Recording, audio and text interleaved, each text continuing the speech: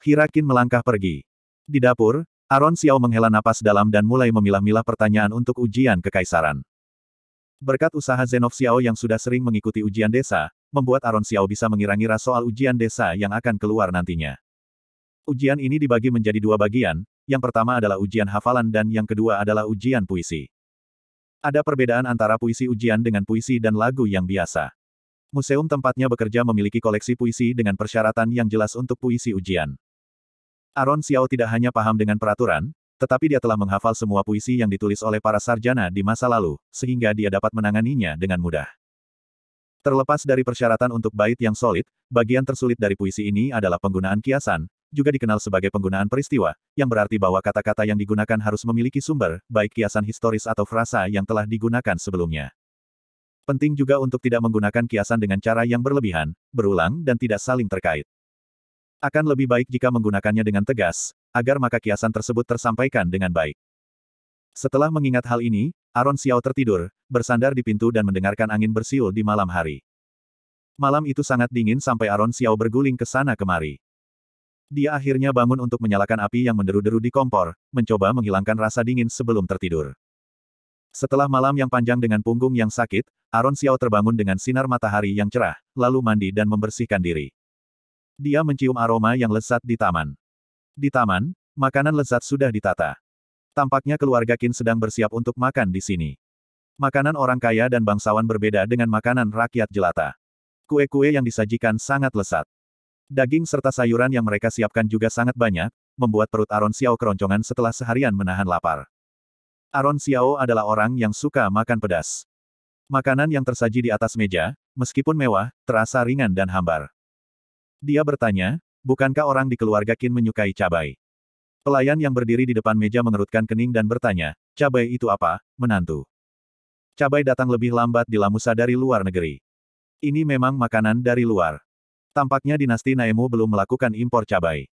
Aron Xiao berkata, cabai yang berbentuk seperti tanduk sapi berwarna merah terang. Cabai memiliki sensasi terbakar di mulut, kesemutan di tenggorokan dan memanaskan tubuh, yang membuat kita merasa geli dan melayang. Kalau ada cabai, kita bisa menambah 3 mangkuk nasi saat makan. Pelayan menelan ludah dengan susah payah. Dia belum pernah mendengarnya, bagaimana menantu ini bisa mengetahuinya. Dia berkata dengan mata bingung. Aku ingin memakannya juga. Itu tergantung pada kesempatan. Aron Xiao melirik makanan ringan di atas meja dan merenungkan untuk memasukkan cabai ke dalamnya nanti. 3 hari tanpa makanan pedas tidak masalah, tetapi 3 tahun tanpa makanan pedas adalah masalah. Nyonya besar datang. Tuan muda dan nona muda datang. Pada saat itu, seorang pelayan melaporkan. Terlihat bahwa Nyonya besar Qin datang, diikuti oleh cucu-cucu keluarga Qin, yaitu Malek Qin, Dalen Qin, Kan Qin dan Hira Qin yang membuat mata Aron Xiao berbinar. Ini adalah pertama kalinya Aron Xiao melihat Hira Qin, seorang wanita dengan kecantikan surgawi.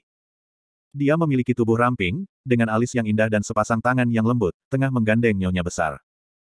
Mereka berjalan mendekat dan menempati tempat duduk mereka, kecuali Malek Qin, yang memelototi Aron Xiao dan memperlakukannya seolah-olah dia bukan siapa-siapa. Tidak ada yang memintanya ikut makan, tidak ada yang memintanya untuk tidak makan. Situasinya sangat membingungkan. Keluarga Qin menempati tempat duduk mereka, menyisakan sedikit celah untuk Aron Xiao. Masih ada 1 kursi kosong yang dikeluarkan. Kalau dia ingin makan, dia harus makan dengan berdiri. Semua anggota keluarga berpakaian seperti sangat mewah dan Aron Xiao tampak tidak pada tempatnya dengan pakaian dinginnya. Orang-orang keluarga Qin mulai menggerakkan sendok mereka, tetapi tidak ada yang menyapa Aron Xiao. Dalen Qin dan Kaan Qin menatapnya dengan wajah provokatif saat memasukkan makanan ke dalam mulut mereka. Duduk dan makanlah. Pada titik ini, Nyonya besar Qin mengangkat alisnya dan menatap Aron Xiao dengan ketidakpuasan. Aron Xiao berada di sini untuk makan, bukan untuk menyenangkan keluarga Qin. Dia harus segera menyelesaikan makanannya dan kemudian kembali untuk melanjutkan puisinya. Dengan pemikiran tersebut, dia duduk di bangku, mengambil sendoknya dan makan dari posisi sempit. Malek Qin melotot dengan marah dan berteriak, berhenti. Apa kamu sudah disuruh makan? Aron Xiao sedang menggigit ayam. Ketika dia mendengar ini, dia mengunyah dan berkata, jangan bercanda, Kak. Kalau aku duduk di depan meja makan dan tidak makan, apa aku di sini untuk diam saja tanpa diperbolehkan memakan apapun? Semua orang tercengang saat mendengar ini. Semua orang mengira bahwa Zenov Xiao adalah orang yang pendiam, sudah mengalah dan berkata bijak. Namun, sekarang mereka mengira bahwa selama ini dia hanya berpura-pura. Dia sangat fasih dan banyak bicara, dia tidak terlihat seperti seorang sarjana. Mata Hirakin berkaca-kaca. Penampilannya yang saat ini terlihat menyedihkan.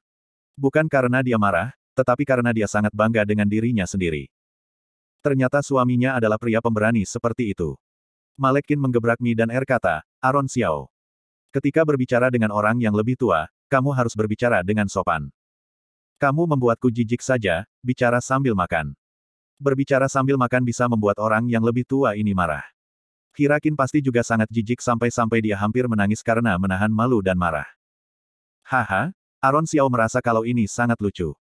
Keluarga Qin sangat kaku, yang membuatnya merasa bahwa hal ini sangat lucu. Aron Xiao bahkan bertanya, istriku, kenapa kamu menangis? Melihat penampilannya yang tidak sadar akan kesalahan dan tidak sopan, Hirakin memiringkan kepalanya, diam-diam menyeka air matanya karena kebenciannya terhadap ketidakadilan takdir. Bahkan dalam air mata, dia masih terlihat sangat cantik, membuat Aron Xiao sedikit tercengang. Dalen Qin berteriak, Si Xiao, lebih berhati-hati dengan mulutmu. Siapa yang kamu panggil istri? Siapa istrimu? Bagaimana mungkin kamu layak untuk adikku? Jika bukan karena kediaman keluarga Qin yang mengasihanimu karena tidak punya cukup makanan, kamu tidak akan bisa makan hari ini. Dalen Qin dan Kaan Qin adalah saudara kembar, tetapi mudah untuk mengenali mereka. Dalen Qin memiliki tahi lalat di alis kanannya dan Kaan Qin tidak. Kepala Aron Xiao dimiringkan ke samping dan dia tersenyum tipis, mengatakan, oh.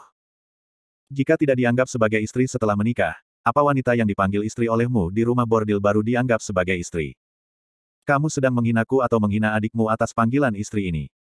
Bukan hanya menimpali perkataannya, tetapi orang seperti Aron Xiao juga berani membantahnya. Dalen Qin sangat marah sampai tubuhnya bergetar. Matanya melirik ke arah neneknya, yang tidak tahu bahwa dia dan Kaan Qin memang sering bermain-main di luar. Aron Xiao tidak akan membiarkannya lolos begitu saja. Dia kembali mengatakan, Dalen bersikap sopan kepada para wanita di rumah bordil. Meskipun mereka gadis bayaran, tapi masih saja memanggil mereka istri.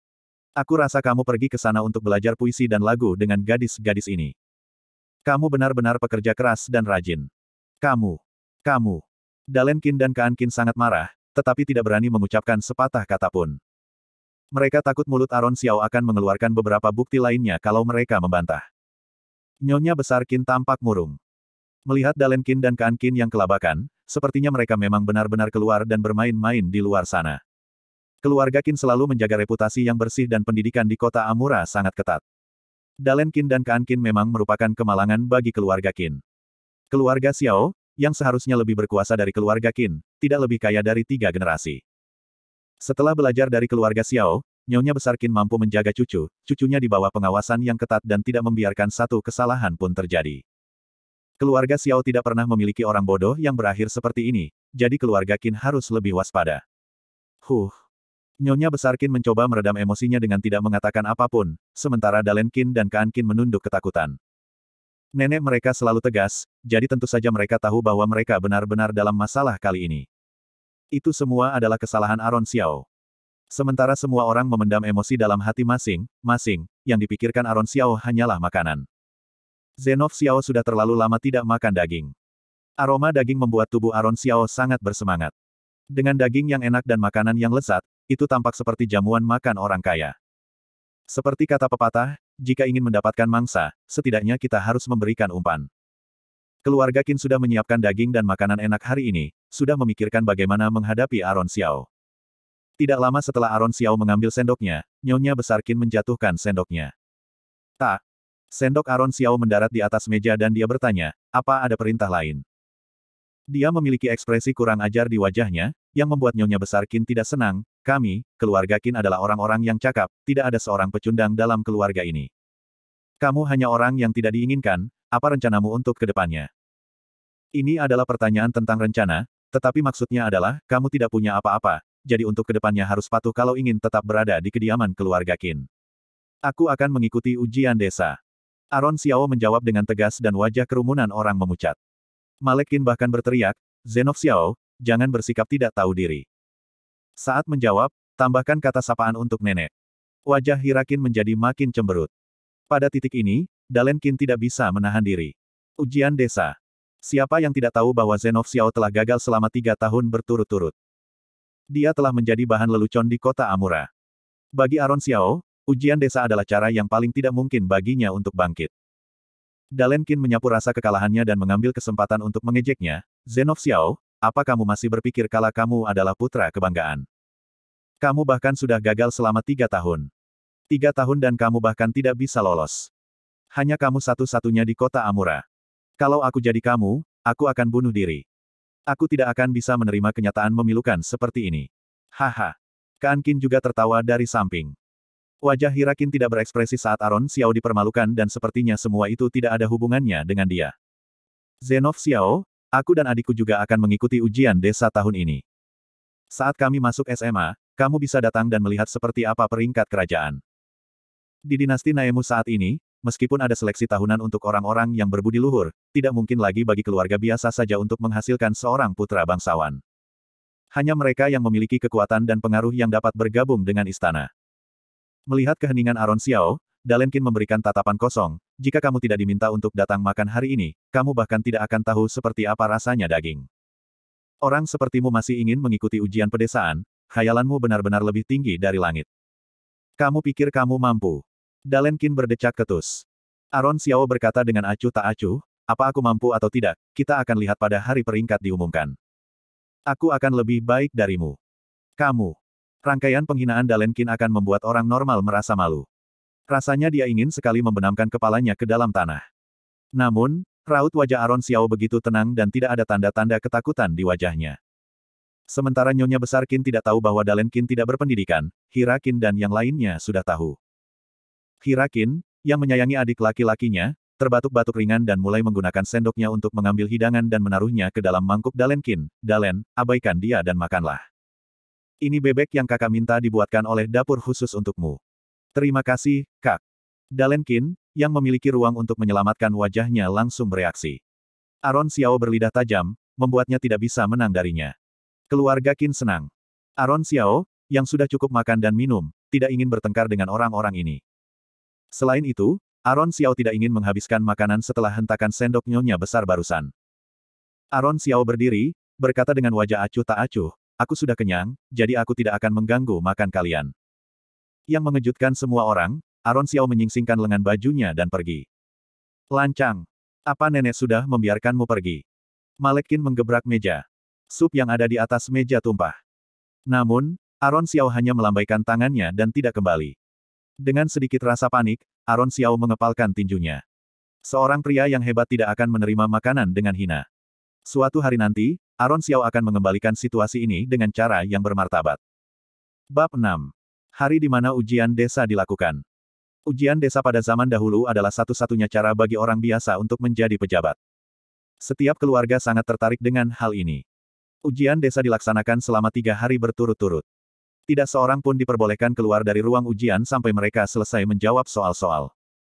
Para kandidat membawa makanan dan selimut mereka sendiri. Ruang ujian tidak memiliki pintu dan dinasti Naemu sedang hujan, membuat para kandidat juga membawa terpal mereka sendiri untuk digunakan sebagai tirai pintu. Keluarga Qin tahu bahwa dia akan pergi untuk mengikuti ujian, tetapi mereka tidak peduli. Mereka hanya melakukan persiapan untuk Dalen Qin dan Kaan Qin dengan baik. Tidak hanya ada tinta, kertas yang bagus, tetapi juga ada makanan enak dan terpal tebal. Semuanya lebih baik dari yang lain. Dalen Qin dan Kaan Qin diantar keluar dari kediaman keluarga Qin dengan ratusan tael yang diberikan Nyonya Besar Qin dan diantar dengan kereta mewah. Aron Xiao berangkat pagi-pagi sekali melalui pintu belakang dapur pelayan tanpa ada seorang pun yang mengantarnya.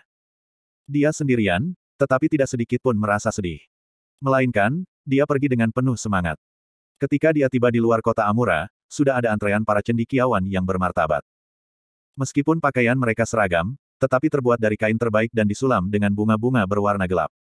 Kotak buku yang mereka bawa juga terbuat dari kayu pir terbaik. Sebaliknya, perlengkapan dan pakaian Aron Xiao jauh lebih lusuh. Namun, ada banyak anak-anak dari keluarga sederhana yang sama dengannya. Meskipun pakaian dan kain mereka kasar, tetapi mereka memiliki semangat yang baik. Namun, seburuk apapun persiapan mereka tidak seperti Aron Xiao yang hanya membawa pena, tinta, kertas dan batu tinta, serta kue serabut jagung. Ada 2 jenis petugas, petugas penjaga dalam dan petugas penjaga luar. Petugas penjaga luar adalah pengawas dan bertanggung jawab atas semua hal yang berkaitan dengan ujian. Petugas penjaga dalam tidak berurusan dengan apapun selain menandai kertas ujian dan petugas penjaga dalam dan luar tidak berinteraksi satu sama lain. Sekarang para peserta ujian sedang diperiksa oleh pengawas untuk mencegah mereka membawa contekan atau menyamar sebagai orang lain. Setelah pemeriksaan selesai, pengawas akan meminta siswa untuk menerima label bernomor dan pergi ke ruangan mereka masing-masing. Ketika pengawas mendatangi Aaron Xiao, dia melihat bahwa dia berpenampilan lusuh dan bahkan tidak memiliki terpal. Jadi, dia ingin mengingatkannya bahwa semua orang untuk berada beberapa meter darinya. Sikap ini memberi kesan bahwa dia tidak diterima dengan baik oleh kota Amura. Jadi, petugas itu melambaikan tangan kepadanya dan membiarkannya masuk. Aaron Xiao pergi ke ruangannya, menyiapkan pena, tinta, kertas dan batu tinta, menunggu waktu ujian dimulai. Karena merasa ada bahaya di tempat ujian, dia melihat lebih dekat ke dalam ruangan ini, yang bisa dikatakan sederhana, tetapi tidak sederhana. Dinding ruangan tunggal itu ternyata terbuat dari adukan beras ketan yang direkatkan menjadi satu. Lumpang beras ketan adalah tempat para pengrajin merebus beras ketan, kemudian melebur beras ketan ini dengan tanah liat rangkap 3, menggabungkan adonan dalam wadah dan mengaduknya dengan sari pohon. Dengan begitu, batu yang dibuat dapat bertahan dari hujan dan angin selama ratusan tahun dan sebanding dengan semen modern. Pada zaman dahulu, hanya makam kekaisaran dan istana yang dapat menggunakan barang-barang kelas atas seperti itu. Namun, sekarang halaman tempat ujian desa menggunakan bahan-bahan kelas atas seperti itu, yang menunjukkan betapa kaisar sangat menghargai bakat saat ini. Ketika Aaron Xiao sedang merenung menatap tembok di depannya, seorang pria lewat dan memberinya hormat. Pengunjung itu adalah seorang pria. Saat melihat ruangan Aaron Xiao yang kosong, dia berkata, "Hei, melihat langit yang mendung ini, aku khawatir akan ada hujan yang turun. Di mana terpalmu?" Tidak ada jejak penghinaan atau ejekan dalam kata-kata pria itu. Dia hanya menunjukkan keraguan dan kekhawatiran yang tulus di antara alisnya yang berkerut. Jadi, Aaron Xiao menjawab, "Tidak masalah. Aku tidak takut hujan. Selama bisa menuliskan jawaban dengan cepat, hujan tidak akan mengganggunya." Aaron Xiao tersenyum tipis, dengan optimisme dan tekad layaknya seorang pria. Kemeja Aaron Xiao memiliki tambalan di lengan karena telah dia kenakan selama 3 tahun. Setiap tahun, Zenov Xiao memakainya untuk ujian, tinta dari tahun sebelumnya masih ada di lengan bajunya. Penampilan Aaron Xiao yang santai membuat para tuan muda ini bingung, bertanya-tanya apakah pria ini hanya datang untuk melakukan ujian yang asal-asalan. Namun, pena, tinta dan alat tulis Aaron Xiao tertata rapi. Jadi, jelas terlihat bahwa pria itu cukup serius dan menaruh perhatian lebih pada ujiannya. Pemuda itu mengumpulkan kebingungan dan kecurigaan di matanya dan bertanya secara langsung, "Kamu pasti sangat berbakat karena kamu terlihat sangat siap. Aku ingin tahu siapa namamu." "Nama Zenov Xiao. Kamu juga bisa memanggilku Aaron Xiao. Semua temanku memanggilku Aaron Xiao. Namaku Keksar Wei. Aku beruntung bisa bertemu denganmu hari ini. Mohon bantuannya."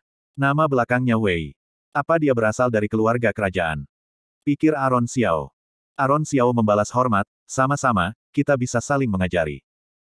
Kebetulan ruangan tunggal Keksar Wei berada di sebelah. Jika bukan karena dimulainya ujian, keduanya akan memindahkan meja, menyiapkan beberapa kendi anggur dan sepiring kacang, berbicara semalaman. Ujian dinasti Naemu memiliki jenis pertanyaan yang sama setiap tahunnya. Namun, tahun ini, bagian pertama dari ujian masih berupa buku klasik dan hafalan. Pertanyaannya adalah, bagaimana Anda memahami kebajikan, bersikap ramah kepada orang-orang dan melakukan tindakan berbudi luhur. Ini berasal dari salah satu buku di kampus. Fokusnya adalah agar para sarjana menguraikan bagaimana cara membina diri mereka sendiri, memerintah negara dan menenangkan dunia. Mungkin kaisar sendiri yang membuat soal ini, karena pejabat yang dipilih oleh istana kekaisaran haruslah cendekiawan yang memiliki kebajikan dan bakat. Kaisar hanya ingin menggunakan gelar tersebut untuk melihat bagaimana para cendekiawan sastra ini memandang kebajikan mereka sendiri dan rakyat. Aaron Xiao, yang telah menghususkan diri dalam menulis makalah ideologis dan pendidikan seperti itu di masa kuliahnya, yang juga telah mendalami ilmu di museum selama bertahun-tahun, tentu saja bisa memahami isi hati kaisar di masa lalu. Jadi, dia mengambil kuasnya dan tanpa ragu menulis secepat mungkin seolah-olah dia sedang menyalin sebuah buku. Meskipun Zenov Xiao telah berulang kali gagal dalam ujian, tulisan tangannya sangat bagus. Menjelang tengah hari, Aaron Xiao hampir selesai, menulis dengan penuh semangat dan terlihat sangat senang. Pada saat itu, beberapa di antara peserta ujian masih bergumul dengan pikiran mereka. Ujian belum berakhir, tetapi para peserta diperbolehkan makan. Aaron Xiao menulis kata terakhirnya, mengambil kue serabut jagung yang dia bawa dan menggigitnya. Saat angin bertiup di luar dan sepertinya akan turun hujan, Aaron Xiao buru-buru menyimpan kertas ujiannya agar tidak kehujanan. Hujan di musim gugur sangat hangat tetapi juga dingin. Untungnya, Aaron Xiao dapat menulis dengan cepat dan menyimpan kertasnya terlebih dahulu. Dia bisa menyelamatkan kertasnya agar tidak basah. Bagian kedua dari tes ini, yaitu puisi, yang bahkan lebih kuno daripada ujian yang pertama. Aaron Xiao memikirkan puisi-puisi siswa terbaik di masa lalu, memilih satu dan menuliskannya di atas kertas dengan tinta. Saya sudah selesai. Aaron Xiao meminta pengawas untuk menerima kertas tersebut. Kerumunan orang tercengang mendengar bahwa dia telah selesai. Keksar Wei bahkan lebih tercengang lagi. Dia selesai secepat itu. Aaron Xiao melangkah keluar dari ruang pribadi, mengabaikan tatapan aneh yang dia terima dari para sastrawan dan bangsawan. Pada hari peringkat diumumkan, orang-orang ini akan membuang pandangan jijik di mata mereka kepada Aaron Xiao. Aaron Xiao menyerahkan kertasnya lebih awal, yang sontak mengejutkan pengawas ujian di depan pintu. Dia belum pernah melihat yang seperti ini di ruang ujian. Ketua penguji, Makas Chao, adalah salah satu dari 9 menteri, seorang menteri yang dekat dengan kaisar. Tahun ini, dia datang untuk memeriksa ujian desa kota Amura. Kaisar menyukai bakat, begitu juga dengan Makas Chao. Jadi, dia memberikan perhatian khusus kepada para kandidat tahun ini. Jadi, Aaron Xiao, yang telah keluar dari ruang ujian, segera menarik perhatian Makas Chao. Makas Chao mengerutkan kening. Dia adalah pencinta bakat, tetapi tidak semua bakat bisa menarik perhatiannya. Dia sangat tidak senang bahwa seorang kandidat seperti Aaron Xiao begitu lalai dalam ujiannya. Namun, dia tidak mengatakan apa-apa, karena setiap tahun ada kandidat yang datang ke ruang ujian untuk main-main saja. Hanya saja, mereka yang tidak menganggap serius ujian desa adalah putra-putra dari keluarga terkemuka yang memiliki sarana untuk melakukannya. Namun, sekarang putra yang berasal dari keluarga biasa di depannya ini juga sangat asal-asalan. Itu benar-benar merusak masa depan diri sendiri. Hal pertama yang perlu dilakukan adalah menulis esai yang bagus. Mungkin seorang sarjana biasa tidak akan bisa menulis esai yang indah bahkan jika mereka belajar selama 3 tahun. Hujan turun dan Aaron Xiao pergi di tengah hujan. Makas Chao melirik payung kertas di sebelahnya. Pria ini jelas-jelas telah melihat payung di sini. Jika dia memintanya, Makas Chao akan memberikannya. Namun, pria ini lebih suka menerjang hujan daripada memintanya. Makas Chao kecewa, karena banyak anak-anak orang miskin yang begitu sombong, tidak terkecuali pria ini. Berita bahwa Aaron Xiao adalah orang pertama yang keluar dari ruang ujian tersebar luas.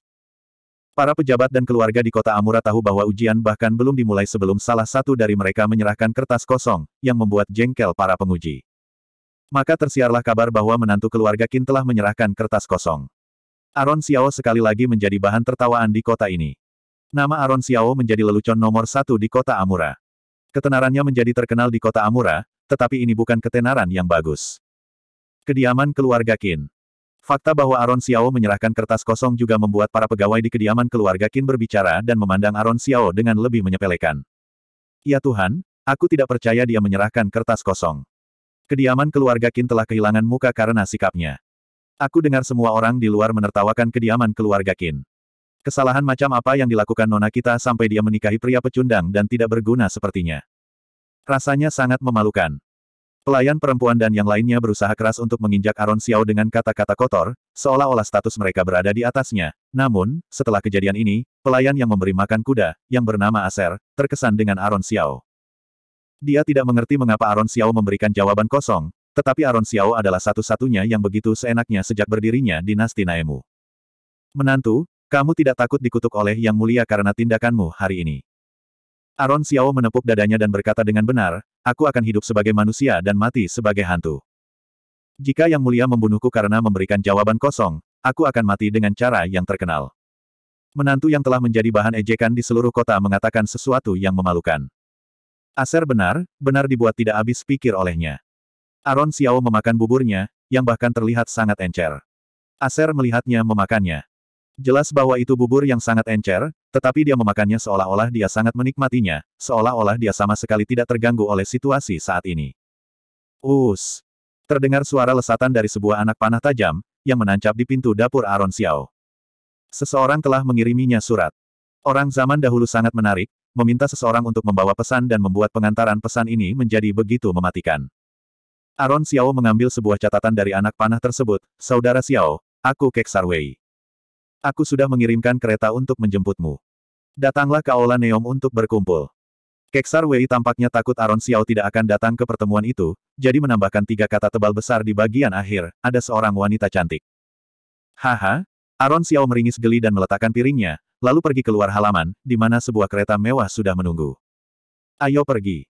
Aron Xiao memberi perintah dan kusir kereta memberi hormat dengan hormat dan mengantar Aron Xiao pergi dengan kereta yang melaju kencang. Bab 8. Kereta membawa Aron Xiao ke Aula Neom. Dari kejauhan, Aron Xiao melihat Keksar Wei datang menjemputnya. Setelah Aron Xiao menyerahkan jawaban kosong, dikabarkan bahwa menantu keluarga Qin tidak berguna. Jadi, Keksar Wei tahu tentang statusnya sebagai menantu yang tidak berguna. Namun, sebagai seorang sastrawan, Keksar Wei menebak bahwa Aron Xiao juga seorang pria yang ingin menyelamatkan harga dirinya. Jadi, dia tidak menyebutkan apapun tentang masalah menantu yang tidak berguna dan mengundangnya untuk minum teh. Aula Neom adalah tempat di mana para sastrawan kota Amura berkumpul untuk berdebat dari waktu ke waktu, tetapi selebihnya hanya tempat untuk minum teh dan membaca puisi. Ini adalah tempat di mana para sastrawan berada.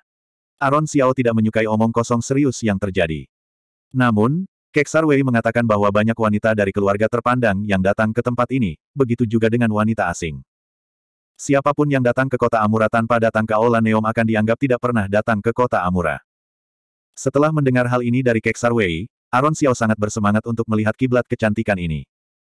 Aula Neom terletak di salah satu taman umum terbesar di kota Amura dan merupakan tempat yang wajib dikunjungi oleh para sastrawan kota Amura. Banyak gadis-gadis muda datang ke sini hanya untuk melihat bakat yang terkenal. Setelah dipilih oleh seorang wanita, mereka akan mendatanginya dan melamarnya. Hal ini juga telah menghasilkan banyak cerita bagus tentang bakat dan kecantikan pasangan tersebut. Ini juga merupakan tempat di mana para sastrawan berbakat ingin bertemu dengan rekan-rekan mereka dan bersenang-senang sambil mengobrol, minum dan menulis puisi. Aron Xiao turun dari kereta langsung terpesona. Seni berkebun kuno, yang hanya bisa dilihatnya di buku-buku sejarahlah yang membuatnya terpesona. Di seluruh taman, hutan hijau menjulang dan air jernih memenuhi lanskap. Sejauh mata memandang, puncak-puncaknya tersembunyi, yang terlihat sangat indah dan memesona. Saat berjalan di sepanjang jalan setapak, jalan itu berkelok-kelok dengan cara yang unik. Benar-benar halus dan lembut dengan liku-liku yang seperlunya. Seseorang pasti menikmati membaca di tempat ini. Aron Xiao, ini adalah tempat di mana para sastrawan kota Amura suka berada. Bagaimana? Bagus. Ini tempat yang tepat. Aron Xiao melihat sekeliling dan melihat bahwa jika taman ini dibawa ke abad ke-21, itu akan menjadi sensasi internet. Biaya untuk pintu masuk pasti akan membuat tangan gemetar. Mereka berdua minum teh di sebuah paviliun. Taman ramai, tetapi tidak ada yang pergi ke paviliun. Saudara Xiao, hari ini Yang Mulia disandera oleh Negam Wei. Silsilah Negam Wei sangat dalam. Apa yang harus dilakukan Yang Mulia untuk mengambil kembali kekuatan yang menjadi miliknya? Aron Xiao sangat waspada dan segera mengulurkan tangan untuk menghentikannya. Sama halnya di dinasti manapun, tidak sembarang orang bisa mendiskusikan politik. Dia hanya bertemu Keksar Wei sekali dan tidak mengenalnya dengan baik. Jadi, tentu saja dia tidak bisa berbicara omong kosong. Aron Xiao sedang memikirkan kaisar mana yang akan digunakan sebagai buku pelajaran. Tiba-tiba, matanya bersinar tajam dan dia melihat sekilas sosok yang tidak asing, seseorang yang tidak seharusnya ada di sini. Tidak jauh dari situ, Hirakin mengerutkan alisnya dan menatap pria di sebelahnya. Pria itu tinggi dan berpakaian rapi. Dia juga bersikap lembut dan penuh kasih sayang terhadap Hirakin. Hirakin telah berubah dari sikapnya yang dingin saat berada di rumah, menjadi lembut dan berbudi luhur di depan pria ini. Di pergelangan tangannya yang putih, dia mengenakan gelang baru dengan warna biasa. Sepertinya itu adalah hadiah dari pria itu. Begitu orang lain mengetahuinya, ini akan menjadi hal yang memalukan yang tidak bisa dihapuskan oleh Aron Xiao. Aron Xiao yang marah mengepalkan tinjunya, bagaimana aku bisa mendapatkannya kembali? Gunung yang indah bukanlah alat untuk memperkaya diri sendiri. Jika sudah seperti itu, harus segera diambil kembali dari tangan orang lain. Penguasa hari ini adalah orang dewasa. Dengan bantuan pendukungnya, dia pasti akan menjadi penguasa yang cemerlang. Kenapa dia harus takut pada Negam Wei dan Nados Su? Aku bukan laki-laki kalau sampai takut padanya. Setelah mengatakan itu, Aron Xiao berdiri. Dia ingin menemui Hirakin. Dia tidak akan membiarkan Hirakin dan seorang pria luar mempermalukan keluarga Xiao di depan umum. Ayo. Sepertinya ada sesuatu yang terjadi di sana, ayo pergi dan lihat juga. Aron Xiao mengambil langkah besar. Keksar Wei, yang masih belum terpuaskan oleh jawabannya, harus menghentikan percakapan dan pergi bersamanya. Bel berbunyi dan secara kebetulan, hari ini ada debat di Aula Neom dan kerumunan orang berkumpul di sekitar panggung besar. Aron Xiao melirik Hirakin yang berada di tengah kerumunan.